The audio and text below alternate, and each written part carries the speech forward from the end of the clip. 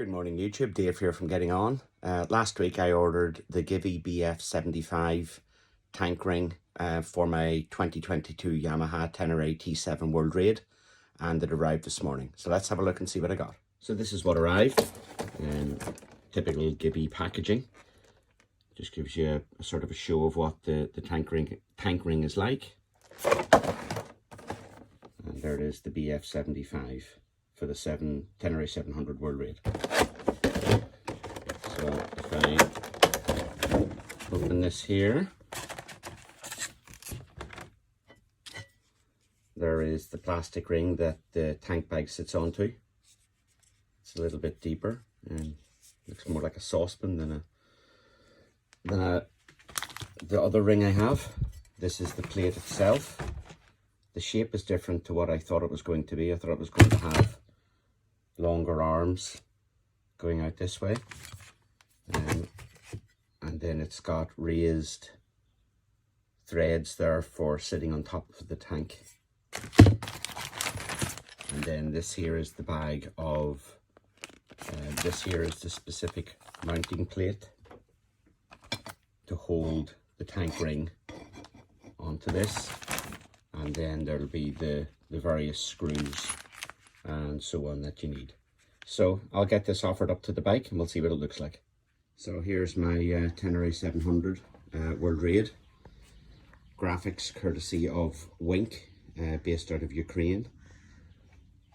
I done a custom design. I'm into IT and electronics, so tried to follow a bit of a circuit theme with some bright colors.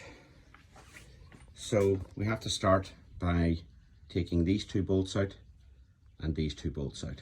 So this is a 4mm Allen key for the 4 bolts on the filler caps. So 4 bolts in total. The 2 short ones at the top are from the front holes, or towards the front of the bike, and the 2 longer bolts are from the rear 2 holes. So I'm going to put them into a Ziploc bag with a note to say what they are. So make, model and year of the bike and registration.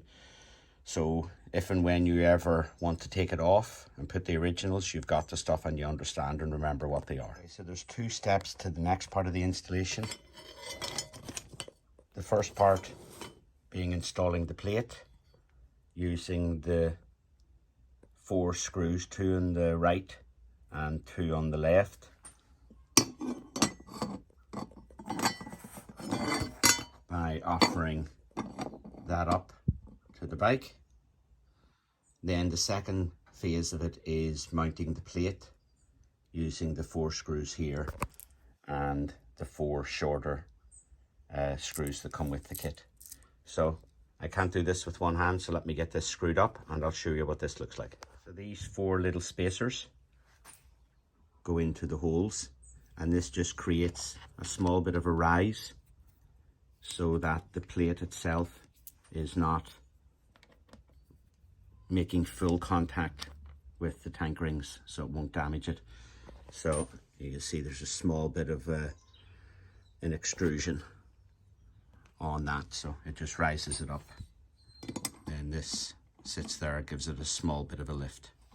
So as per the 4 bolts that came out, these 4 bolts will go in, 2 short ones at the front of the bike, the 2 long ones at the rear of the bike. So we need to switch Allen keys now. This is now a 3mm Allen key for the Givi bolts that come with the kit. So the bolts that came out were 4mm Allen key, the bolts that go in are 3mm Allen key.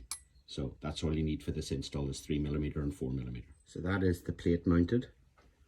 And you can see that the bolts that hold the tank ring to the plate are at the bottom. You could mount this upside down by mistake, so just make sure you mount it with the welded bolts underneath the plate. Now to offer the plate up, like so, and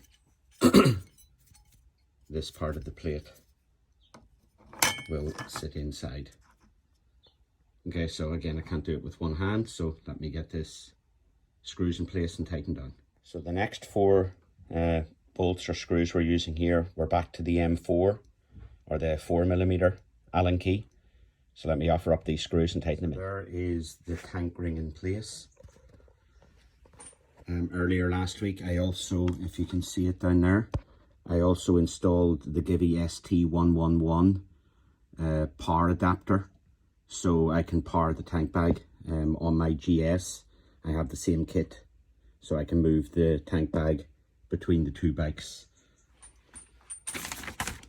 This is the cable that comes with the power hub that is in the tank bag, and that plugs into the ST111 power supply for the tank bag.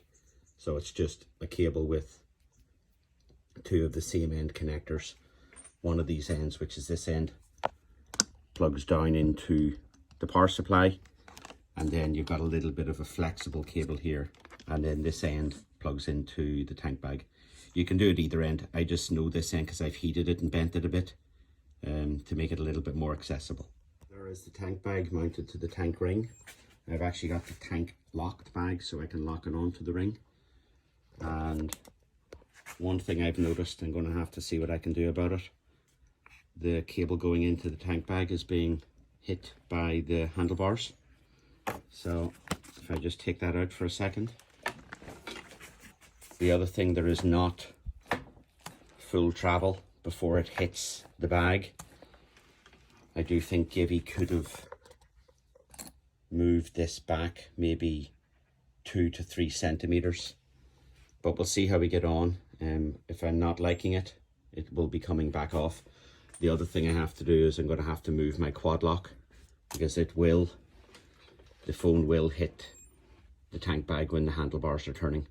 I normally mount it landscape on the phone or on the bike, but it will hit it, so I'm going to have to see what we can do there. This is Dave here from Getting On. I hope you liked the video about fitting the Givi tank ring BF75 to the Yamaha Tenere T700 World Raid.